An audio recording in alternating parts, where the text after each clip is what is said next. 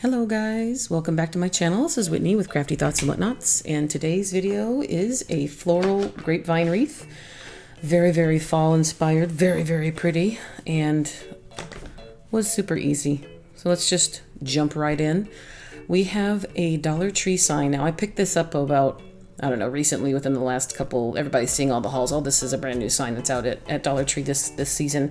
And I loved it the way it was. I mean, I couldn't resist it. And then here is an 18-inch grapevine wreath that I got at Hobby Lobby. Yeah, that's a Hobby Lobby sign. I think that's a Hobby Lobby tag. It's either Hobby Lobby or Michael's. I'm pretty sure it's Hobby Lobby because I was usually buying those when they were 40% off.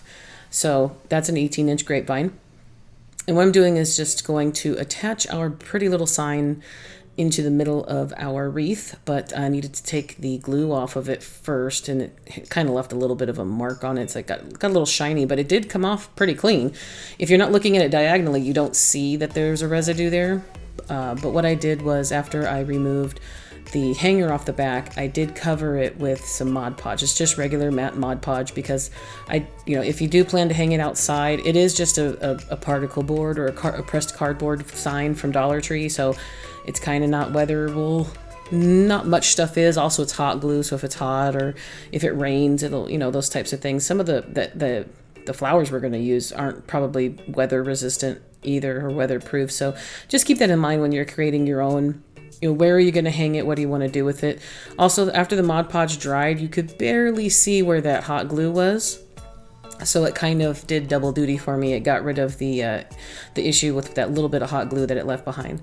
So here I'm showing you where I'm going to add 2 more holes to the bottom with this handy little crocodile tool here. This is a scrapbooking tool I had purchased and never used for scrapbooking, and then said, hey, why don't I use it in making home decor and DIYs? So it's not its purpose. But I mean, it makes me happy. So first off, you release the safety because this thing's pretty heavy duty. It has a safety on it. And then we're going to use the inch sign here. I'll show you in a second if I can get the right angle. There we go. Inches. So this is literally just 1 inch. And I'm going to show you where we're going to put it right in the middle. So we're going to do basically a 1/2 inch in from the border. And then I'm going to try to show you real quick. Do you see it kind of right there? I'm putting my finger under it here. You can kind of see the edges. It's a heavy duty hole puncher. It's meant, you can punch holes in cans, plastic cans, and in certain types of things. And it was literally like butter trying to get this one in here. And then I'm like, wait a minute, did I bump it? No, I didn't. So go back to normal. And I'm just kind of eyeballing, making sure it's kind of even with the 2 holes at the top. But we want to add 2 extra holes because we're going to secure it on the top and the bottom to the center of this wreath. And then we're going to use the grapevine kind of like our flower housing units. It's beautiful. So after we put our holes in it, we're going to grab some chenille stems or pipe cleaners or whatever you want to call them. Insert description here. I'm going to take a kind of a nicer complementary color. We're not going to use like shiny red or iridescent color. I try to match things if I know they might show. And of course, at the end of this, you guys saw at the beginning that picture I put up, and then also the thumbnail, nothing shows because I basically cover up almost the whole sign. And that is something that I get so mad at myself for doing. I love this sign. I mean, when I saw it at Dollar Tree, it's like, yes, you want to buy these rounds because we're thinking of painting them and using them as basic, canvases to put other items on. But the print on this was so pretty. It just didn't scream dollar store to me. It screamed, pretty fall, the colors. And even then I end up using like a blue burlap on it, but you could get away with grays, and it's a very soft orange. It just made me so happy. And again, it's covered in pumpkin, so I couldn't say no. But I did buy 2 of them, so I have another one, and I don't know if I want to cover it just because it's so pretty. It's so pretty. Couldn't help it. So what I'm talking through here is me just placing the pipe cleaners through the wreath. Try to get it as even as you want. We're putting this on first, so we don't necessarily have to pay attention too much to the direction of the sign. So we'll make sure the sign basically will set itself where it wants to go. And then just kind of nestle it in there. You see I kind of just like scooched it around a little bit just to get it a good decent fit. Excuse me. And every grapevine wreath is different. Sometimes you get them all wonky and they're all weird. There's a lot of different things you can do to them. I live in a very dry climate. I am in the desert of Las Vegas, Nevada, so I have no moisture in the air. So I'm not really able to kind of maneuver these things. You can take them apart. You can get them wet. You can soak them with water. If it's that serious, go for it. I personally am not putting that much time and effort into it. I will just go through a couple of different ones that I have and find the best fit. This one kind of nestled in perfectly. So after I secured the pipe cleaners on the back, I twisted them and then I turned them in on themselves. I want to cover up the behind the scenes. I don't want anyone to see all the mechanics and everything that's going on back here. But then I realized, Whitney, you did not take off your tags, girl. Take off your tags. So I get to, I left this in so you guys could watch me heat them up with a heat gun and basically pull off the tags. See that? Wasn't that exciting? It's wonderful. So I'm cutting off the stems. This is just off of a bush of sunflowers or mums or something that I got, a fairly large bush of flowers from Michael's or Hobby Lobby or anything. I save the leaves off of a lot of things that I don't use, and stems, the leaves off the stems. So I'm just covering these up. Should you hang this on maybe a window or a storm door? Excuse me, guys. Every time I do a voice recording, it's so embarrassing. It's so rude. It's like being in a movie. Turn your phone off. Sorry about that. So I covered up with the little with leaves. Anyways, moving on. We're going to use some coiled wire here. So I'm going to show you guys how I make a wreath hanger. So I'm just going to take, what I do is I'm going to pull this out. Now you can also use, you don't necessarily have to use coiled wire. You could use some of there's a jute cording that has a wire in it too. That one would also work as well. Or pipe cleaners, or just plain wire, a thicker gauge wire. Just make sure it's still bendable, it's still malleable. But for this one, it's nice. I've had the same spool for many years of all the wreaths I've made. I'm using 24 inches. So I'm going to point to the 24 on there for you. So they're here, 24. So I'm taking 24 inches of wire. And it seems like a lot, but trust me, when you start to twist it and you get things wrapped around in the wreath, you will need pretty much all of that in order to make a decent hanger. Now, this one I think I put up a little bit too high, but it's because I didn't put the hanger on before I put the sign on. I probably should have done that first. And, you guys judge accordingly to see what you're going to do, depending on your project, depending on the sign you're putting on there, whatever your focal point is. Just to see if you want to put that on first. So here now I need to make sure that it's hanging properly in the middle. So I'm finding the middle of my sign, which is that tall little blue pumpkin in the middle there. And I'm trying to line it up on the back of it. And you'll see here, I don't really have an end in it. So I'm like just trying to shove this wire through. And because it's a coiled wire and it has a coating on the outside of it, that almost like a wicker or rattan feel, that stuff's almost like it's almost like a wood that they have wrapped around it. It's not working. So I got a flathead screwdriver, and I was like, I'm going to pretend this is a key ring. You know how you get a key ring on there and you were losing that battle, but you are determined to win. So I was trying to jam it through there, and that didn't work out. Then it started unraveling more. So I went and got my masking tape and pretended like, oh yeah, I needed to show you. Wow, guys. Wow, Whitney. Put a border there on your tape. It's really great. So here I finally got it through. Struggle bus leaving the entry. Please keep all items in the aisle. The struggle bus is leaving, and it is stopping at Frustration Avenue and Lose Your Mind Lane. But anyways, I did finally get it through. I just kind of fed it through one side, and you'll see that loop there. You can see the wire right here moved around, and I fed it right back through. And when we get to the back here, I'm going to show you. You're going to take the piece and you're just going to wrap it around the base of the loop that you created. So I'm literally just twisting it around probably 3 or 4 times, as much as you want. You want to get it a couple times so that it doesn't come undone. And then of course I'm going to kind of pull this a little bit wider here so it goes below the grapevine. But we are going to put a bow and some florals and stuff on there. And then I had to cut the masking tape off because it just wouldn't come off. I wrapped so much on there that it didn't want to come off. So that's basically the best way. This is my technique. This is how I make wreath hangers. And a lot of times you don't even need to use them if you have the type of wreath hanger that can just go around the actual grapevine. But if you don't, you have a nail, then there you go, there's a wreath hanger. So now we're going to move on to a bucket of florals, and that's actually a trash can from Dollar Tree, a bucket of florals. I have a lot of stuff here. I got Hobby Lobby, no, sorry, that's a lot of Michael's stuff, but I got these pumpkins here, these little pumpkin stems from Dollar Tree, so we're going to mess with these first. And because they're super cute, but they don't have stems on them. So I'm gonna add stems to the pumpkin parts of the pick that I ripped apart, or I cut them all apart. So I got these off of Amazon, and I do not understand this description on here, but I'm just showing you what it is. It is linked in my Amazon shop, which is in my description and my comment below. I got a 100-pack piece of it. I have used these on many different projects. You guys have seen them in other videos. But basically, I would take one, I would cut it in half at a diagonal, so I have a sharp piece to stick into the top of the pumpkin, and then I just glued it in. So I did that for all 6. I had 3 bundles, so I had six pumpkins total off of these Dollar Tree little pumpkin bushes. Now, the leaves, in my opinion, they're not that good a quality, but when you're using them as a background, this is what, here, this is all of them. Oh, shake it for the camera. They're so cute with the stems in it. I think it adds it up. So here I'm just showing you, I'm going through and I'm basically cutting everything apart before I start putting the wreath together, before I start my main construction. I think it helps better with momentum and the flow. So here we have everything in pieces all around her. And then we have our beautiful wreath in the middle that has our sign already attached. And every time I look at that sign, it makes me happy. So now I'm going to show you the premise of what I'm going to do. Instead of using a glue gun, right here, this is a glue pot. And I love it. It's a simmer pot, specifically for this particular type of situation in floral arrangements. You take the end of your stem and you kind of swirl it around there, and then you place it in your arrangement. So when you see my hand going off to the side, that is what I'm doing, and that is basically how we are securing everything into these wreaths. I will be gluing everything in, so this is a permanent item. And I know I won't be taking anything apart or repurposing anything, so this girl's going to stay the way she is.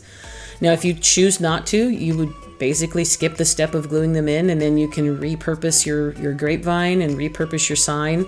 That is more than okay. I have many grapevines, and I want this one to stay as it is. So I just take the regular stems from Dollar Tree that don't have any pumpkins on them. Some of them have some styrofoam berries, some of them don't. And I'm just placing them basically in a clockwise. I'm going clockwise around in one direction.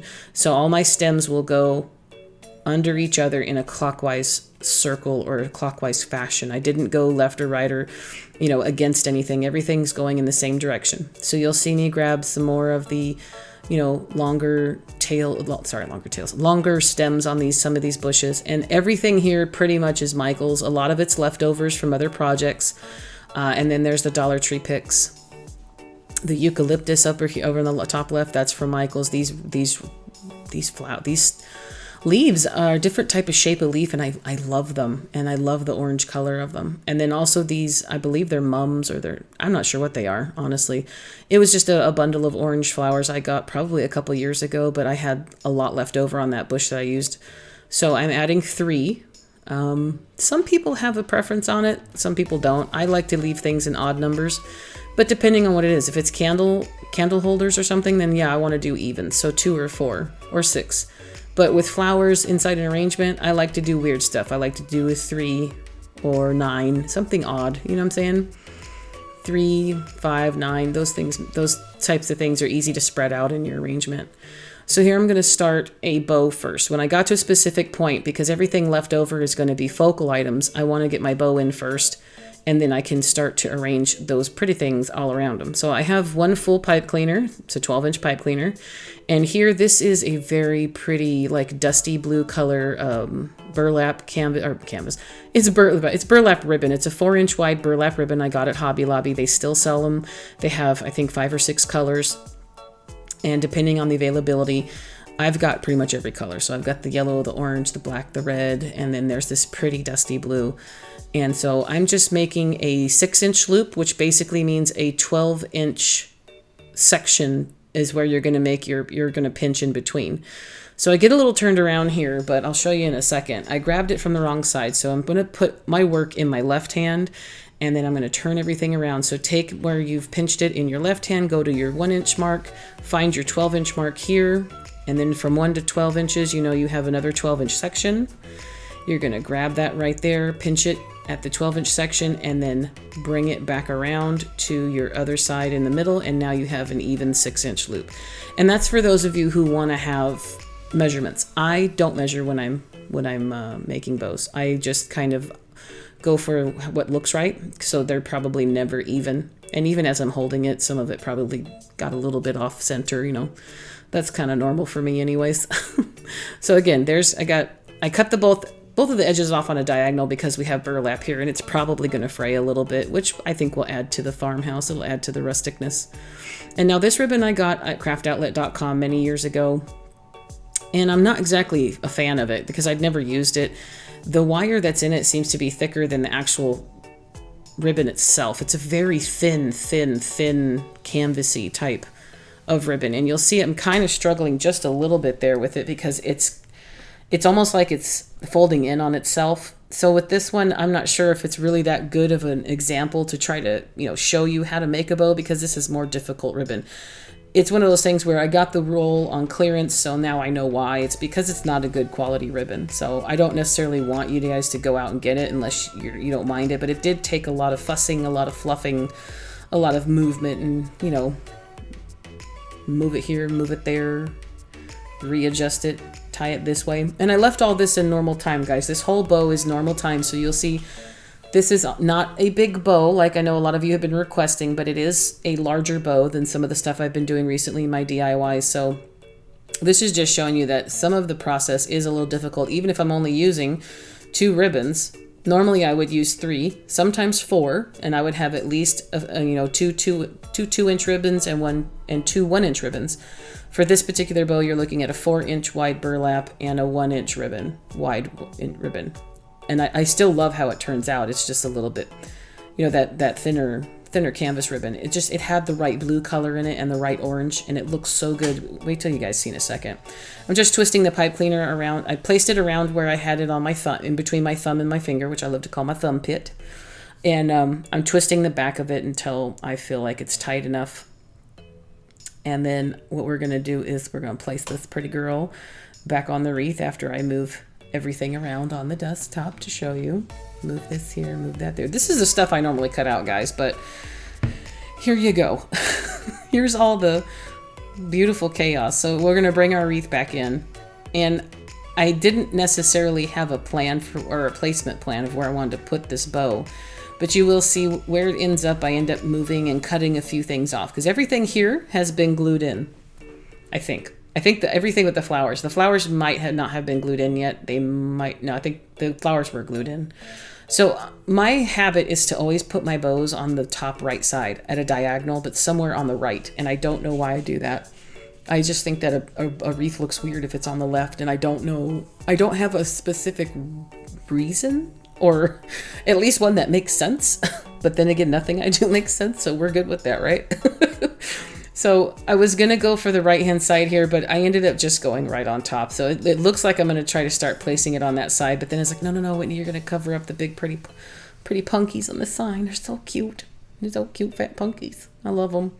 So I'm still trying to get a good feel for it. And I was like, well, I already glued in this stem here, and these are long, and I don't want to cut them because they're so pretty. But I end up doing that. That's exactly what I did. So here I'm committing, and you'll see the struggle bus shows up again, guys, and I got back on it. You would think that I wouldn't, but I did. I really did. So I'll show you in a second, because I'm trying to work this pipe cleaner through the same part of the wreath that it's a pretty tightly bound grapevine wreath, which is, you know, we had a screwdriver out earlier and we were just trying to pry that thing on there, like, you know, again, trying to put a key on a key ring when you're mad at it. Also, I have fingernails, so anytime I got to put a key on a key ring, I go get a butter knife and I basically use some sort of surgical technique to get them on there. You ever guys have those problems? Jeez. But with this one, I wouldn't just got needle nose pliers, or not needle nose, but those are just like my craft pliers. I have had those things since I was a teenager, guys. Those green handled little pliers underneath on the table if I would move my arm out of the way. I have had those since I was probably 16 or 17 years old. And they used to have a little spring on them. The spring is gone, but I love them. They still cut. There's a little wire cutter piece in the middle, but I've used them for everything. So actually, the struggle bus only made one stop. I did finally get that through, as you can see. So we only stopped at Frustration Avenue. Lose Your Mind Lane.